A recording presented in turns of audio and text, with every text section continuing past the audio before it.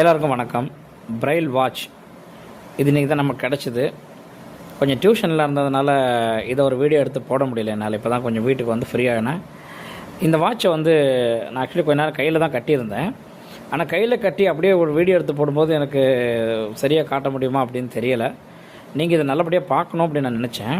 So இதை கையிலேருந்து எடுத்து சோஃபா மேலே வச்சு உங்களுக்கு இந்த வீடியோ போட்டுட்ருக்கேன். இந்த வாட்ச் பாருங்கள். சினிமாலெலாம் நீங்கள் நிறைய பார்த்துருப்பீங்க. பார்வை மாற்றுத்திறனாளிகள்லாம் எப்படி நேரம் பார்க்குறாங்கன்னு உங்களுக்கு ஒரு ஐடியா இருந்திருக்கும், காமிச்சிருப்பாங்க.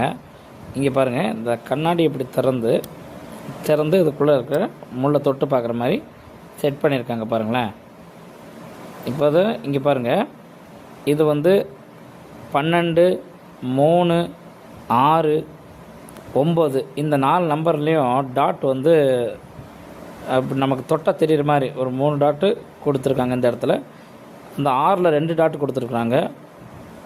மீதி இந்த சொல்கிறது ஒரே கையில் 2 இந்த பார்க்குற கஷ்டமாக இருக்குது. 3, 9 இந்த எல்லாத்துலேயுமே 2 டாட்டு கொடுத்துருக்குறாங்க பார்த்தீங்களா. இப்போ நமக்கு இந்த பெரிய முள் இப்படி லேசாக தான் தொடணும். கொஞ்சம் அழுத்தி தொட்டோம்னா இந்த முள் கொஞ்சம் முன்னாடியோ பின்னாடியோ நவறதுக்கு வாய்ப்பு இருக்குது. நான் இந்த மாதிரி ஒரு வாட்சை கூட முதல்ல டைம் பார்க்கும்போது அதை தொட தெரியாமல் அப்படி தொட்டு கொஞ்சம் இப்படி நவுத்தி விட்டுட்டேன்.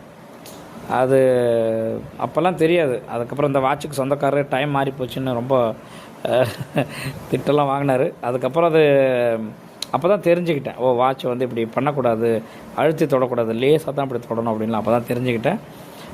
வீடியோ ரொம்ப லென்த்தாக போயிட முடியாது, கொஞ்சம் ஷார்ட்டாக தான் போட வேண்டியிருக்கு. ஏன்னா ஷார்ட்ஸ் மூலமாக தான் உங்களை அதிகமாக கவர முடியுதுன்னு எனக்கு தோணுது. பெரிய பெரிய வீடியோக்கள் போட்டால் நீங்கள் பார்க்குறீங்களான்னு எனக்கு தெரியல. இதை குறித்து இன்னொரு வீடியோ கூட நான் போடுறேன் உறவுகளை.